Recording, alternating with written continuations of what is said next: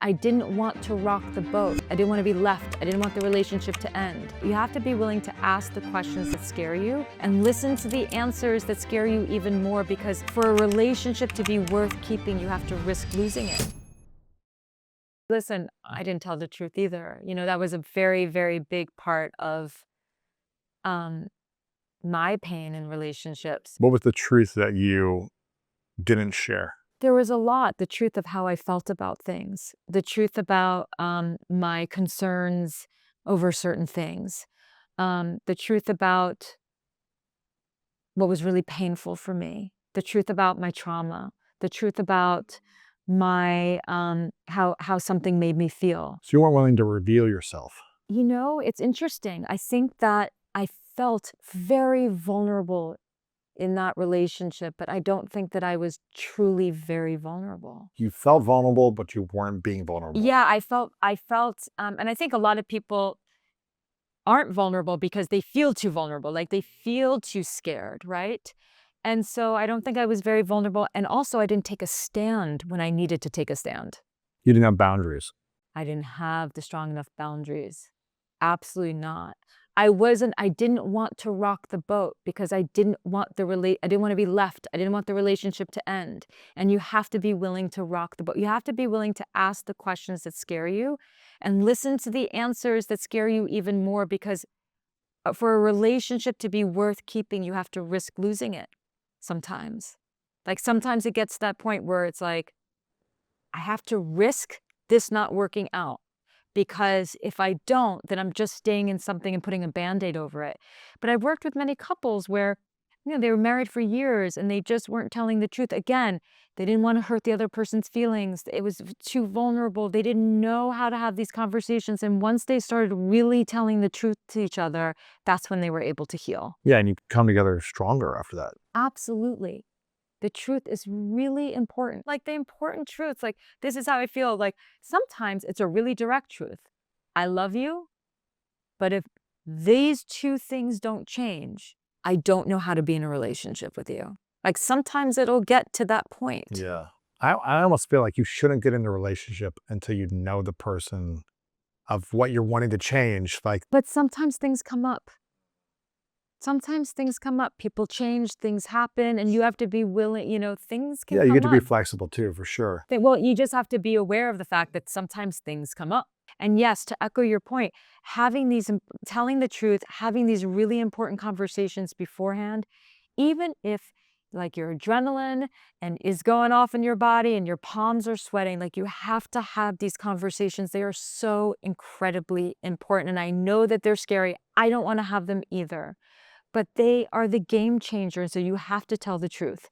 You have to tell the truth. And a lot of people who are afraid that they're not enough, they go into pleasing. They're afraid that they're going to be abandoned. They're afraid that they're going to, sometimes it's facing the truth of who someone is and what their relationship is. And we don't want to face the truth. So we have to tell the truth. We have to face the truth. It is always, always going to be easier in the long run. Yeah. And speaking about the truth, if a woman is going out and dating, right, and they've dated a bunch of different guys, but they finally meet a guy, they're like, oh, this guy's different. And he's, not only does he like check off all the things on my written down list, but like I feel emotionally safe. We're just connected. We have similarity. We have alignment in so many places. And this could be an amazing relationship for me. But then a month or two down, he just says, you know what, this is not working out for me. And he's dating other women and starts to date someone else. What should a woman be thinking or feeling in that experience when most of the times you hear women saying that they're devastated, they're heartbroken, that this guy didn't choose them? Yeah. And they think something's wrong with them. Instead, what should that woman be thinking or saying about that situation? What my dream would be, what if it, Genie in a bottle was like, what would be your wish for these women? It would be, okay, cool, on to the next. Why is it so hard for women to do that? It's so hard for people to do that because you thought you met someone and love is a completely irrational feeling. It's not rational. You know, if we met someone, we like them. You compound that maybe for that woman. She's in her childbearing years. Her clock is ticking. She wants to build a family. That's her dream. And she meets someone, it's great. And then all of a sudden, it's like, wait, what did I do? You didn't choose me? Like, what's going on? Often in those scenarios, people put their eggs in one basket a little bit too soon. And they think the person is just great.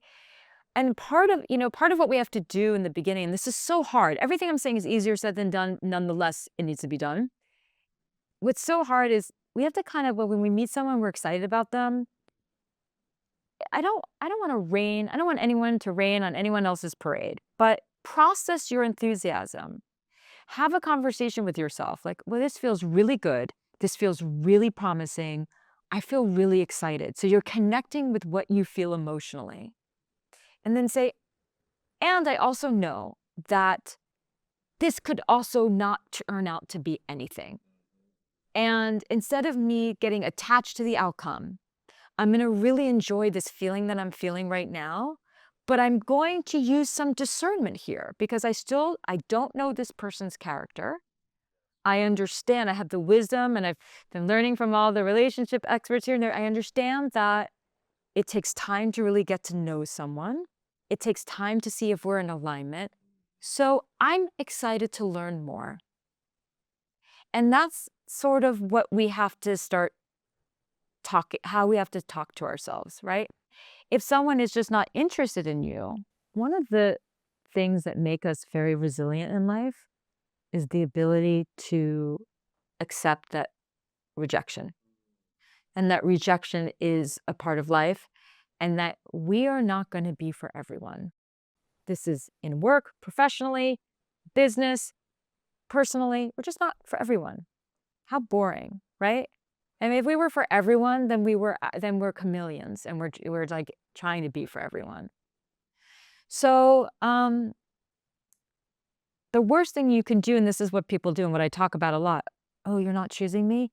Let me do something to get chosen. Let me change myself. Let me not tell the truth because I think I love this person, but really what I feel is just some lust, and I'm attached to some fantasy of what could be because I just don't want to be alone anymore. And I'm really deep down very afraid of being alone and very afraid of not having children.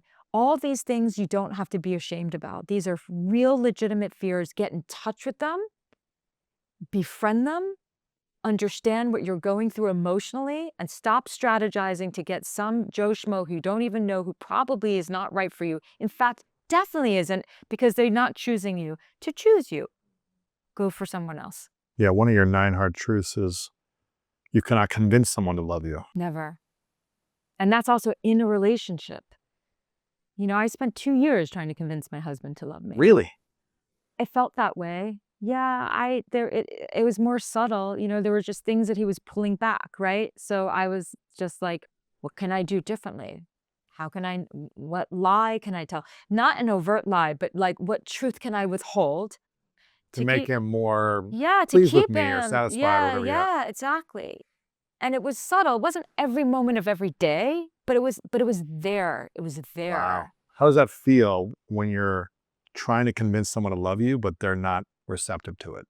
It feels like a self-betrayal. It feels like you are abandoning yourself. What I would like for people to do, and I know this is much easier said than done, and obviously if it's an involved relationship like a marriage, it's a journey and it's a process. You don't just wake up one day and say, okay, I let go. Letting go is a process. But ultimately, where I want people to arrive to is, if you think that your happiness is somewhere else, I'm not standing in the way of that. I'm not standing, because you could convince someone short term to stay, but you will always know that you are holding them hostage emotionally in some way, and it'll feel terrible. Yeah, it's not fun. Thank you for watching this video. If you want more inspiring clips like this, make sure to click right here to subscribe, and click right here to watch that next video that is specific to support you in your life.